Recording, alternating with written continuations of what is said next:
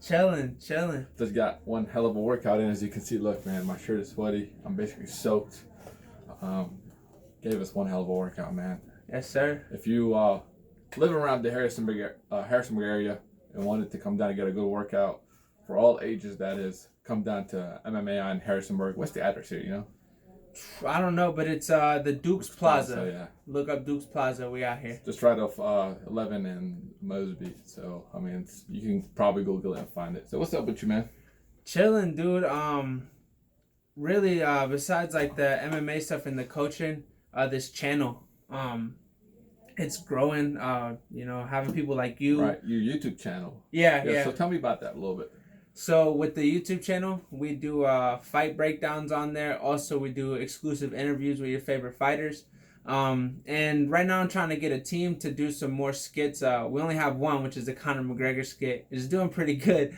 But yeah, hopefully more of those things and maybe other things. But for now, that's just what we're working on. That's awesome, man. I actually enjoy your channel. I've stayed up basically half of the night last night just watching half your videos, Yeah. you know, as much as I could. That was splitting my time with PUBG. So Okay, bro, I'm the same way.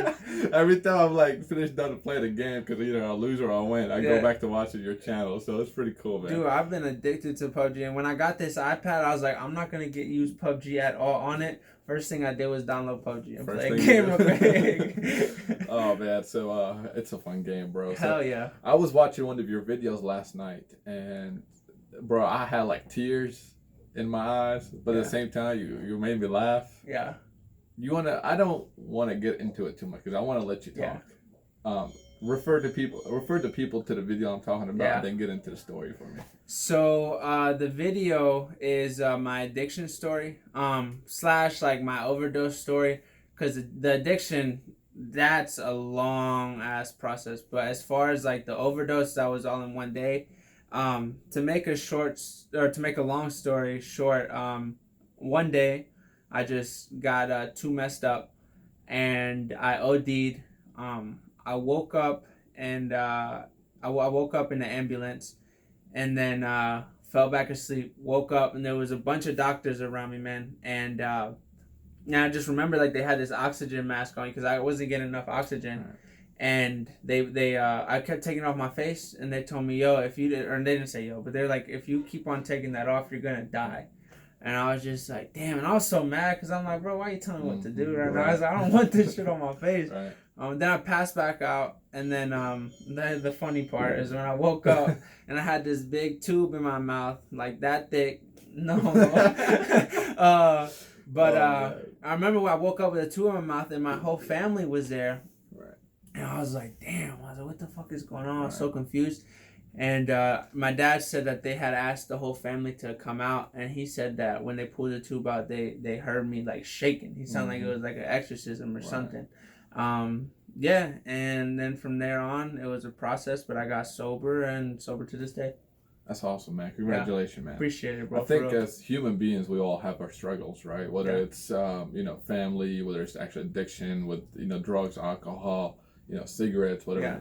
Your story definitely, man, touches the heart. You know what I'm saying? Because I had my addiction with alcohol and had my addiction with cigarettes. I've never smoked, but and got in the trucking and picked up that habit. Yeah. And then I completely quit it. You know what I'm saying? So, but it's not as strong as your addiction to. And and I don't mean to cut you off there, but that's your own struggle. Right. Like for you, that shit's hard. Right. And in somebody else's eyes, they might be like, "Oh, that shit's easier." They might be like, "Fuck, dude, that's insane." Right. Like I've met so many people who have been through way more. And then they hear, like with my dad, for example, just his story. It wasn't a drug addiction or anything, but his story from coming from Mexico all the way to the U.S., as an immigrant and all the things that he had to struggle through. And one day I remember him telling me, like, son, sometimes I think about it and I don't know if I could have done what you've done. Right. And to hear that from him, it's like... That's strong. Yeah. But when I hear his story, it's like, damn, what I've been through is nothing. We all have our own struggles, and like I said, mine wasn't as bad compared to other people, but for me, that was a lot. I don't know, man. Your life and death, man. Yeah. Most people are giving up. Yeah. I think most people, would have jumped back on the same habit and went back the same road. I guess what I'm trying to say, it takes a strong one to get off that road and to hop on another train to a better life. But man, tell the people, man. What's your channel name on YouTube? So the channel is backwards on there, but it's Lord Besteban. Like I said, we do fight breakdowns, interviews. Check that out. Look up Besteban on Instagram. And I'm on the Street Beefs page. We got a little page on Facebook too. Lord Besteban also. But yeah. So I know most people probably don't know much about you. Yeah. You know, I'm newer to the YouTube. What is your background in fighting in general? Because I've seen some of your fights. You're a bad dude, but tell the people that don't. So my background really has all came from here. Right. Where is here? Harrisonburg MMA Institute. Yeah. When I was a little kid, I did karate until I got to yellow belt, which is like second belt. So that doesn't really count. In high school, I did 8th grade wrestling, freshman wrestling, sophomore wrestling, but I wasn't like anything crazy. I didn't win districts. I didn't win any big tournaments. I just did it. I never tried in anything that I had done besides this. I take this very serious. And so a lot of people ask like, hey Esteban, like what's your favorite style? Do you do more, like you have to have one that's your favorite? But for me, which I feel like it should be true with any true mixed martial artist, is that like you have not necessarily enjoy it, but you have to learn all of it, man. Right. Like for me, if I were to fight somebody and he wants to go to the ground, and fuck it, I can take it there too. Right. You want to stand up and bang? Okay, we can do that too. I might not win, but shit, I'll be able to keep up. Hopefully. Yeah. Hopefully. You got to be a well-rounded fighter. Exactly. So you've actually fought organized fighting, right? Yeah. I fought on EWC. Okay. Yeah. What do you have, like a record of some sort? So with that fight, it was a exhibition fight. Okay. So I had 2 fights fall out on me. So one, we were fighting for this promotion in Danville, and the whole entire card got canceled. 4 days. I remember watching your video about that. Yeah. What's funny, you can catch that video where? On Lord Besteban. Yeah, there you go. Thank you, brother. And then on the second, or the day that I actually fought, the dude dropped out the day before the event. Right. Like that night at 9 o'clock. And then, shout out Kane Tomlinson. He just won a championship this weekend. Congratulations, man.